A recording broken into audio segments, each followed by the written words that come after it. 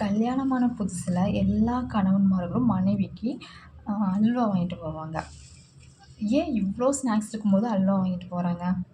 நான் ஒரு விஷயம் படித்தேன், கேட்டு பாருங்களேன், கொஞ்சம் கனெக்ட் ஆகுது. ஒரு பையனுக்கு புதுசாக கல்யாணம் ஆயிருந்துச்சாமா. கொஞ்ச நாள் கழித்து அவர் வேலைக்கு போனாராம்மா. வேலைக்கு போயிட்டு வரும்போது ஒரு கடையில் முறுக்கு வாங்கிட்டு வந்து அவங்க ஆசை மனைவிக்கு கொடுத்தாங்களாமா. அந்த அம்மாவும் 10 மணிக்கு உட்காந்து கடக்கு முடக்குன்னு சாப்பிட்டாங்களாம். அடுத்த நாளே சண்டைங்களாமா. என்ன தெரியுங்களா?